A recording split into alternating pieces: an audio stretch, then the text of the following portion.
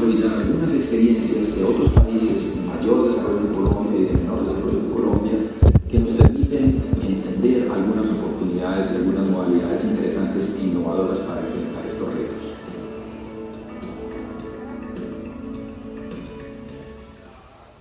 Iniciamos este bloque con el tema Patient Centered Medical Home, que será presentado por la doctora Belén Fraile, directora financiera del Instituto de Cáncer Dana-Farber, centro de cáncer afiliado a la Escuela de Medicina de Harvard, donde dirige el programa de gestión de la salud de la población. También es parte del equipo que lidera la innovación de atención en salud y responsable del desarrollo y apoyo de programas para mejorar la calidad y el rendimiento. Se le reconoce por su interés en la evolución de los sistemas de salud en el mundo. Posee amplia experiencia en la innovación de modelos de contratación de los servicios de salud y en la medición y evaluación del valor de la atención en salud.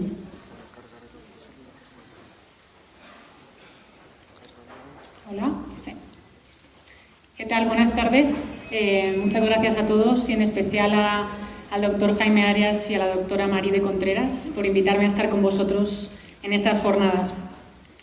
Mi objetivo en esta charla que voy a dar hoy es compartir un poco las experiencias que se están desarrollando, analizando y evaluando en Estados Unidos sobre diferentes modelos de la provisión de servicios, en particular enfocado en los servicios para la atención de pacientes oncológicos.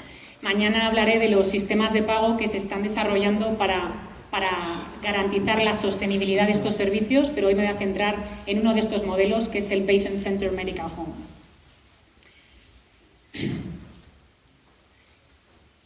Esta es la agenda en la cual voy a tratar hoy a comentar con vosotros en estos 30 minutos dos casos de estudio. Uno de ellos, en el caso de los Consultants on Medical Oncology and Hematology, fue un grupo liderado por el doctor Esprandio y fueron los primeros y los innovadores en aplicar el concepto del Patient Centered Medical Home a los servicios oncológicos.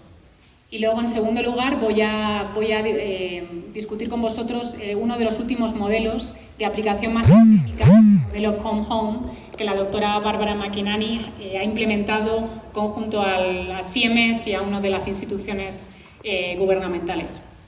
Al principio voy a discutir un poco y compartir el contexto y los antecedentes de este sistema de provisión de servicios, que es muy particular, el Patient Centered Medical Home, y al final abriré un poco la conversación a diferentes preguntas y algunas conclusiones y reflexiones sobre este modelo y en particular su aplicación a oncología.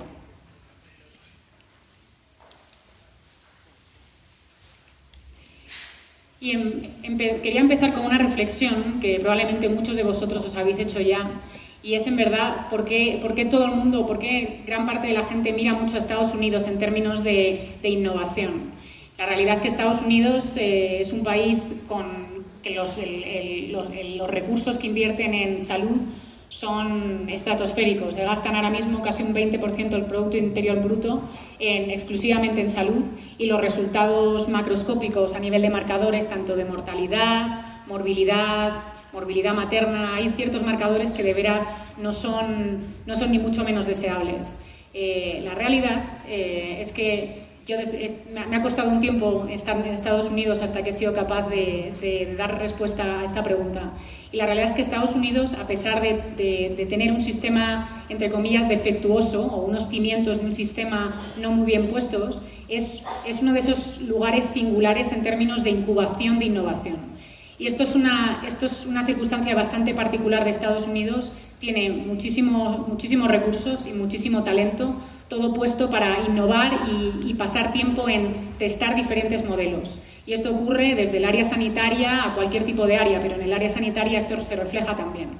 Y es por esa razón por la que en este sentido creo que Estados Unidos tiene muchos modelos de los que podemos aprender, y la parte irónica probablemente de esto es que yo creo que de estos modelos el resto de los países son los que más se van a beneficiar, porque en general tanto el modelo colombiano, en mi conocimiento modesto del sistema, como el modelo español, son modelos mucho mejor integrados, con lo cual la aplicación de este tipo de modelos que voy a compartir con vosotros probablemente va a sacar muchos más frutos que lo que probablemente puedan sacar en Estados Unidos.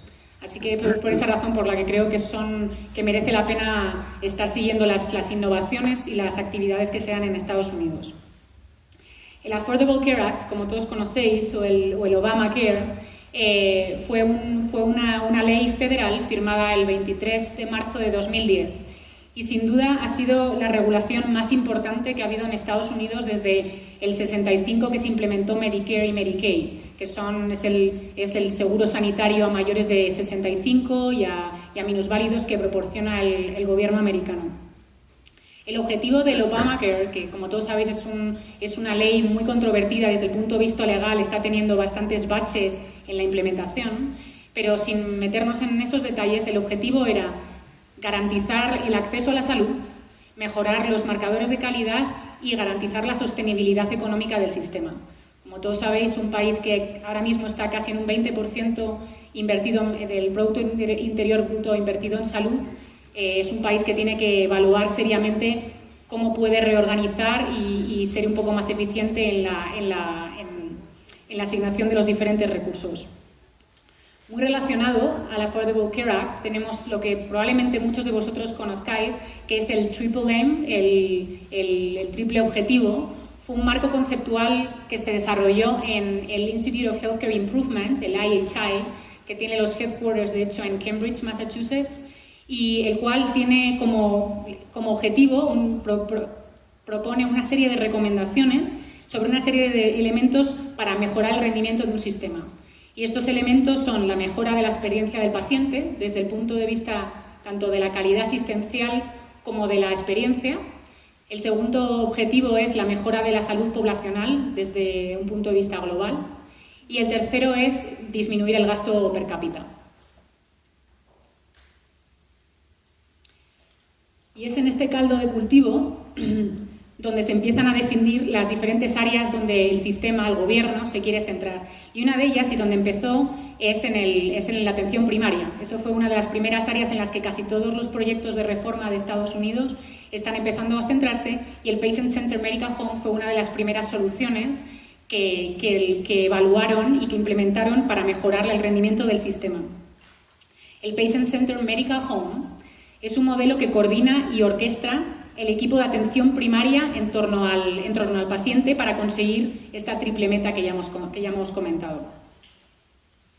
El NCQA, para todos aquellos que no lo conocéis, estas siglas representan el National Commission of Quality Assurance y es una organización no gubernamental sin ánimo de lucro que fue fundada a principios de los 90 y cuyo objetivo era mejorar la calidad asistencial mediante un programa de acreditación, certificación y reconocimiento.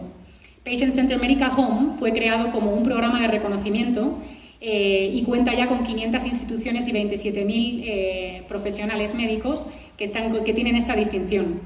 El modelo evolucionó también hacia lo que ahora llaman el Patient Centered Specialty Practice, y es un modelo el cual lo que intenta es aplicar el modelo inicialmente concebido para atender a la atención primaria, llevarlo a la atención especializada, siendo oncología una de esas ramas. Y es en este contexto en el que se concibe de lo que voy a hablar en esta charla, que es el Oncology Patient Centered Medical Home. Y surge en verdad como resultado de la falta de coordinación con las especialidades y la necesidad creciente de dichas prácticas de mostrarse competitivas en el mercado. Cada vez más y más, las prácticas oncológicas tienen que demostrar tanto la calidad asistencial que proporcionan a los pacientes, el valor asistencial que podríamos atribuir a esa calidad y también proporcionar cierta estructura para poder ser capaces de manejar cada vez más riesgo financiero que todos los sistemas de pago, de los que hablaremos mañana, conllevan.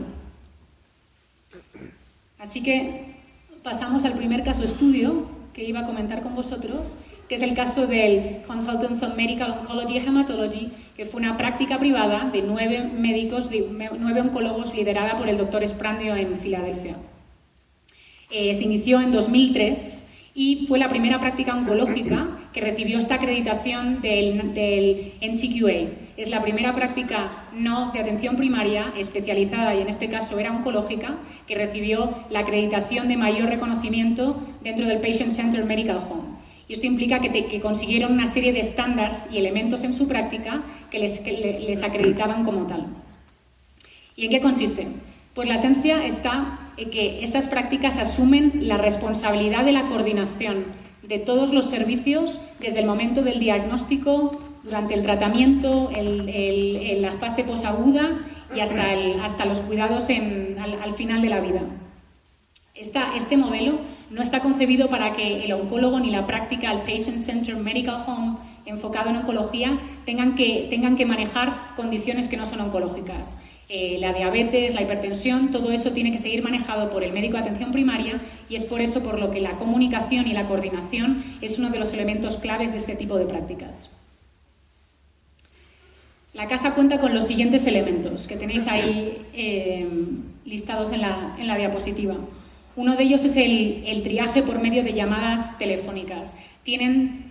La práctica puso una serie de recursos en las cuales tienen a enfermeros y auxiliares de enfermería respondiendo 24 horas, 7 días a la semana, cualquier tipo de llamada de todos los pacientes. El segundo elemento es que la práctica tiene que garantizar el acceso 24 horas también en el caso que sea necesario. El tercer elemento que la práctica puso en funcionamiento es que tiene todo un conjunto de guías terapéuticas acreditadas, en este caso es NCCN, que es el National Comprehensive Cancer Network. Como todos conocéis, esta institución es una de las principales editoras y diseñadoras de este tipo de guías terapéuticas para oncología, tanto en oncología médica como en oncología radioterápica. La práctica como tal lo que hizo no solo garantizó que seguía ese tipo de guías, sino que también las integró dentro de su propio sistema de historia clínica electrónica. De este modo, el hecho de que estén integradas dentro de lo que es una estructura tecnológica es fundamental porque permite el monitoreo y así es una forma de ir calculando si los médicos o no siguen determinados guías terapéuticas o no. Todo esto queda registrado. El cuarto elemento y fundamental, y creo que ha sido parte de otras conversaciones ya ha habido en este comité, es garantizar y fomentar la discusión de los objetivos de tratamiento y del cuidado al final de la vida.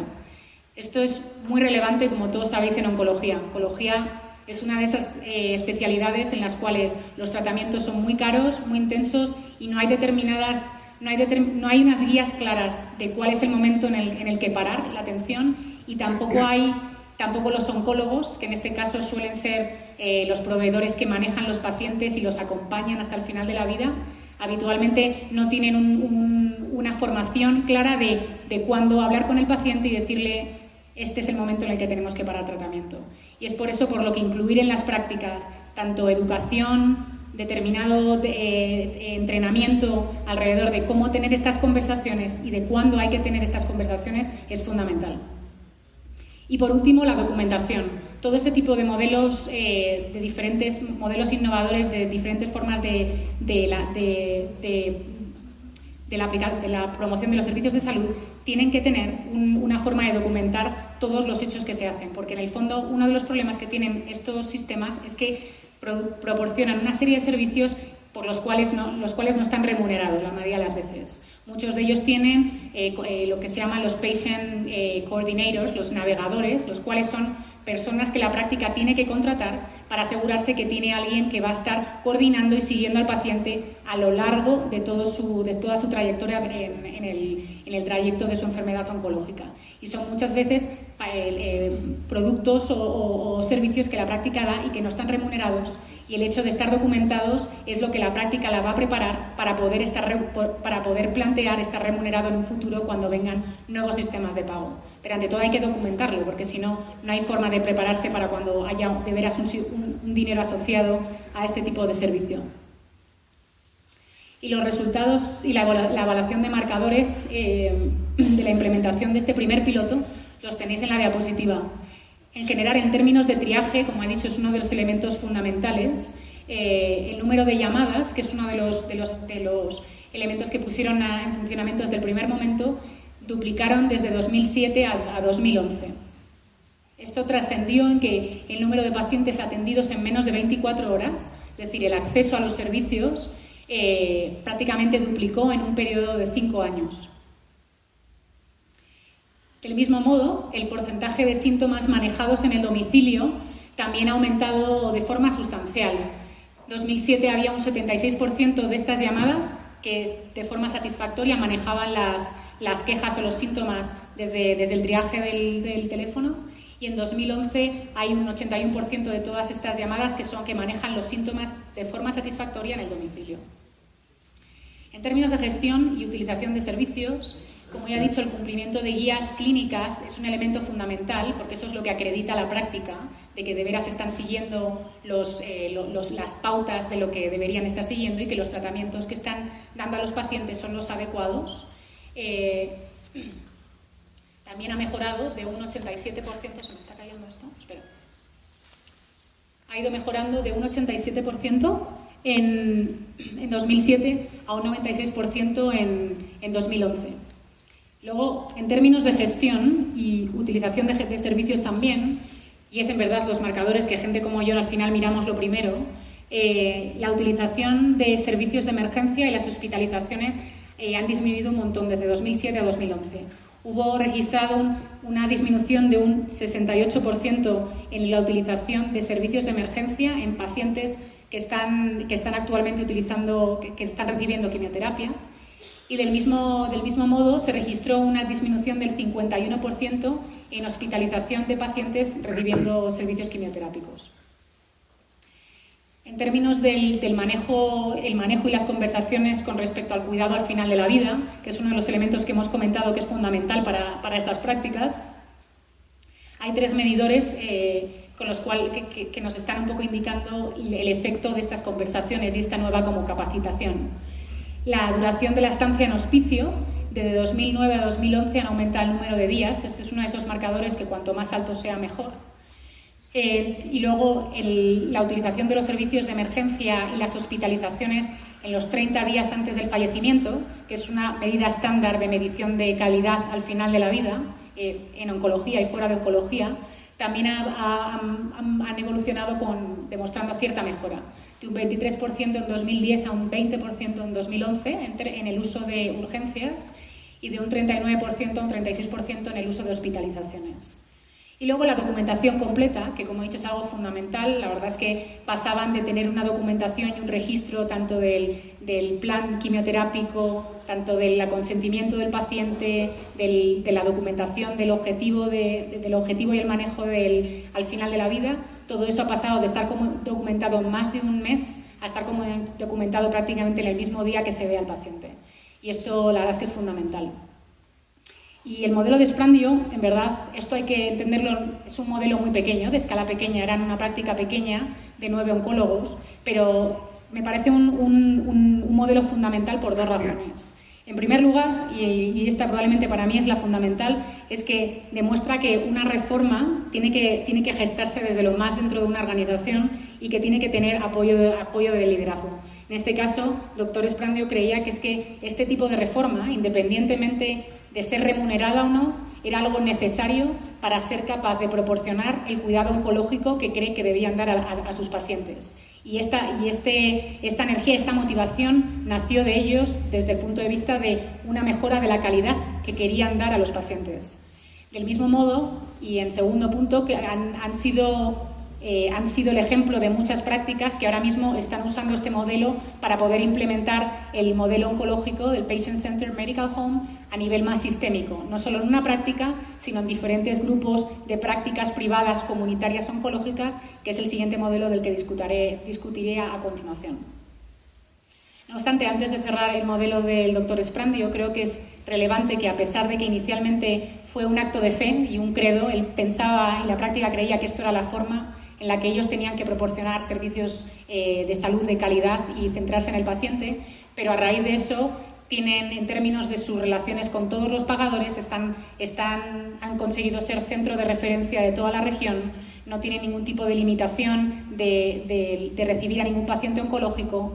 Casi todas las preautorizaciones, como son capaces de demostrar que siguen las guías terapéuticas, han evitado toda esa parte de gastos administrativos. Con lo cual, lo que ha sido una inversión por un lado, y una inversión, no nos olvidemos, en mejorar la calidad del paciente, en otro lado está implicando ahorros también para la propia práctica y implica que a este nivel está consiguiendo mejores contratos con las diferentes aseguradoras privadas, con lo cual es algo que, entre comillas, han visto el retorno en la inversión. Y moviéndonos ya al siguiente piloto, al caso estudio, este es el caso de la doctora Barbara McInerney en Nuevo México, y el proyecto se llama Home Home y nació gracias a la oportunidad que ofreció CMMI. CMMI es el Center for Medicare and Medicaid Innovation. Es una institución dentro de CMS, que es el organismo federal que maneja todos los fondos sanitarios para atender a la población tanto mayor de 65 años o con algún tipo de minusvalía. Y esta oportunidad que ofreció CMMI era básicamente para financiar pilotos que pudieran demostrar una innovación en la provisión de los servicios y al mismo tiempo poder generar ahorros al sistema, sobre todo a Medicare. La doctora Barbara McInerney se presentó junto a otras 6 prácticas que están distribuidas por diferentes regiones de Estados Unidos. Esto es fundamental porque Estados Unidos, como todos sabéis, es un país muy grande, muy diverso, y el hecho de tener el piloto implementándose en un área, el noreste, como puede ser Maine, con una población que no tiene nada que ver la población de Nuevo México o Texas, valida también mucho los resultados, sobre todo desde el punto de vista de Medicare, ya que si este tipo de intervención se demuestra exitosa, tanto en mejorar la calidad y en disminuir los gastos para Medicare, es una intervención que probablemente el gobierno pudiera considerar para hacer política de implementación a gran escala.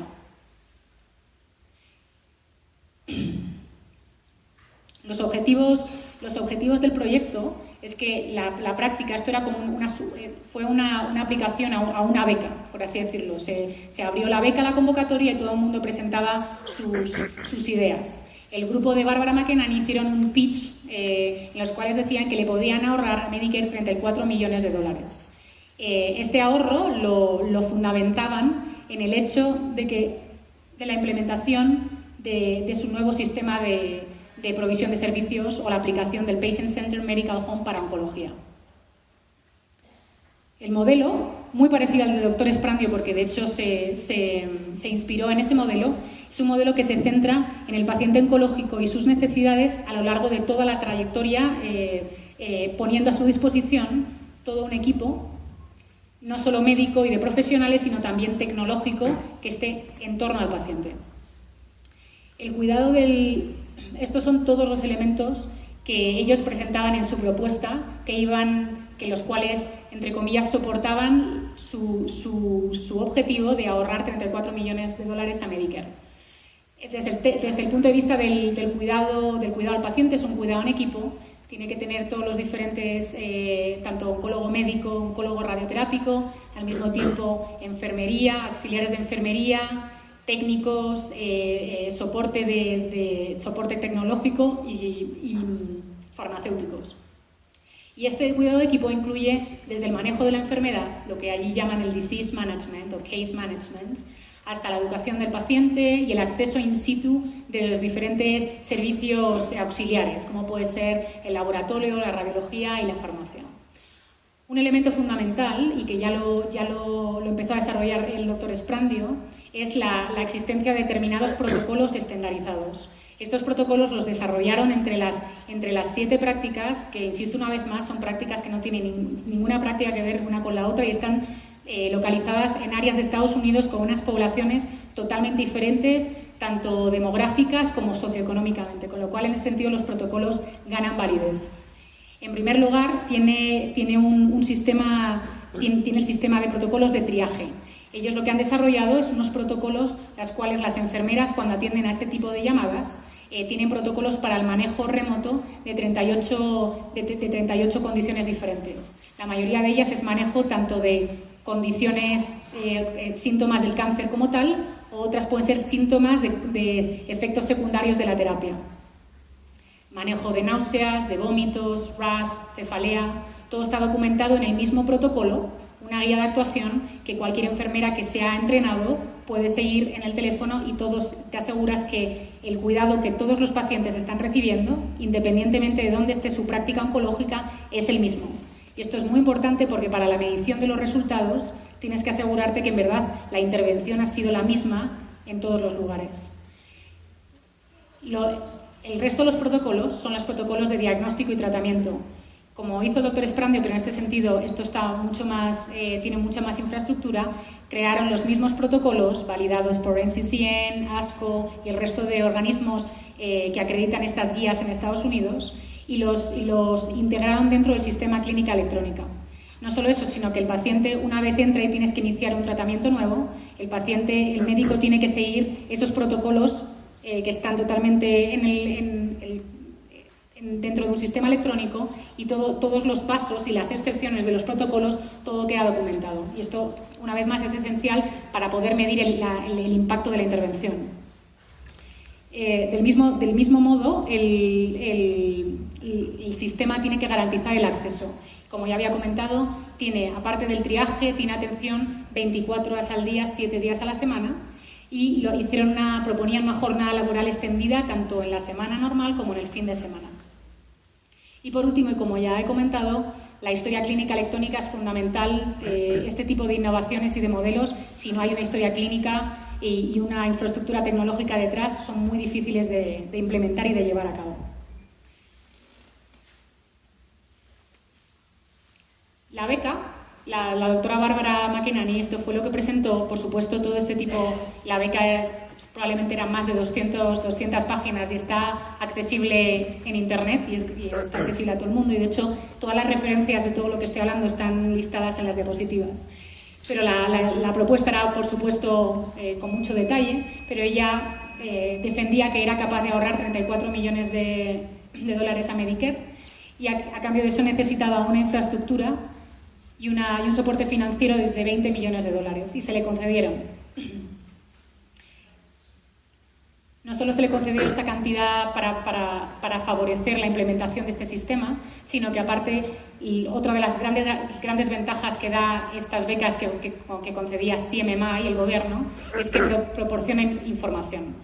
Uno de los principales problemas y limitaciones que tenemos los proveedores de salud, oncológicos y no oncológicos, es que nosotros solo somos capaces de ver y de saber lo que ocurre dentro de nuestro sistema. Yo, como gestora de salud poblacional en Dana-Farber, soy capaz de analizar y presentar a todo el comité ejecutivo cuáles son las tasas de quimioterapia que tenemos, radioterapia, cuáles visitas a emergencias hay en mi centro afiliado, que es el Brigham, pero no tenemos ninguna forma de saber las visitas a urgencias que ocurren fuera de nuestro sistema, si el paciente ha sido hospitalizado en otro tipo de institución. Y esto es fundamental. Desde el punto de vista de veras de salud poblacional, de public health, de population health management, hay que tener esta información completa para hacer un manejo efectivo de nuestra población y en particular de la oncológica. Porque no sirve nada pensar que estamos manejando muy bien nuestros pacientes si están siendo hospitalizados una vez cada semana en un centro comunitario y no tenemos ni idea, salvo cuando viene de vez en cuando a chequear con el oncólogo. Y esto es una de las ventajas fundamentales que proporcionan este tipo de becas, que en el sentido y como recomendaciones a una población colombiana o como podría ser a España, igual no hay tanto recurso financiero que poder proporcionar, pero sí que se puede proporcionar esta información, que sí que es una gran ayuda para todas las prácticas si queremos fomentar el cambio. Y por último, también proporciona el benchmark, la comparación con otras prácticas. No solo da la información, sino que aparte tienes un organismo externo analizando todo este tipo de intervenciones y el impacto entre las prácticas y con respecto a las prácticas vecinas. Y los resultados preliminares de los primeros 6/4 de este proyecto, los primeros 18 meses, han sido bastante positivos. En el término de las visitas a emergencias, han disminuido un 23% el número de pacientes que necesitan acudir a las emergencias desde el principio del piloto, hace 18 meses y ahora. Desde el punto de vista de las hospitalizaciones, han disminuido un 28% el número de pacientes que son hospitalizados dentro de estas prácticas.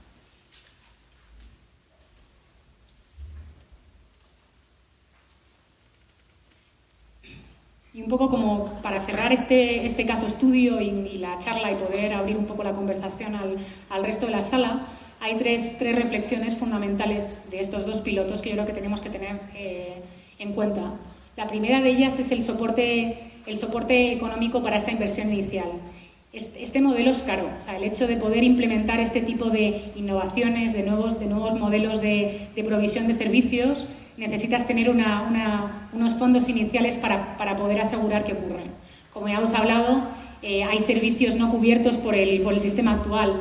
Las enfermeras de triaje, los analistas, los técnicos, las prácticas como tal tienen que invertir en eso para asegurarse que van a ser exitosos en implementar estos nuevos sistemas tan centrados en el paciente. Desde el manejo del horario del oncólogo es otro tema fundamental. Desde el punto de vista financiero de una práctica, y mucho más si es una práctica pequeña, hay un coste de oportunidad.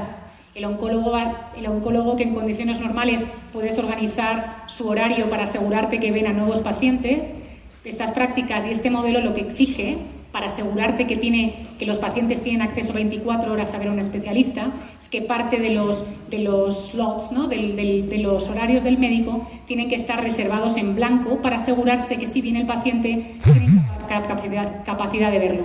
Y esto desde un punto de vista de coste-oportunidad y desde el punto de vista financiero es relevante. Otro punto fundamental también desde el punto de vista financiero y de riesgos para la práctica es el manejo de los servicios prestados. Desde un punto de vista lucrativo no tiene nada que ver utilizar tus sillas de infusión o de manejo de paciente para proporcionar una quimioterapia que para dar una hidratación, que puede ser lo que el paciente necesite porque tiene unas náuseas y necesita, en vez de ir a las urgencias, le traes a tu práctica clínica y le pones en una silla con una infusión y una droga antiemética. Y desde el punto de vista de ingresos para la práctica no tiene nada que ver que esa silla esté ocupada por un paciente que va a recibir quimioterapia o que la silla esté ocupada por un paciente que le estás dando un suero de hidratación para evitar una visita a las urgencias. Y por último, la cobertura fuera de horas, que igual que comenté al principio, son servicios no cubiertos. Por esta razón por la que este tipo de prácticas, para que sean sostenibles, hay un tema fundamental que es la inversión inicial, y es por la razón por la que Medicare ha creído que hay que proporcionar este tipo de becas o de ayudas financieras para ayudar a liderar el cambio en la nación, porque si no es muy difícil. El caso de Dr. Sprandio era excepcional, era una práctica más pequeña y él tenía tal fe en su proyecto que él mismo manejó sus recursos para asegurarse que los pacientes se podían manejar así. Pero en verdad la mayoría de la nación no tiene ni ese liderazgo, ni esa energía, ni esos incentivos para cambiar. Y es por la razón por la que si queremos, como espectadores del sistema o como actores a nivel de pagadores privados,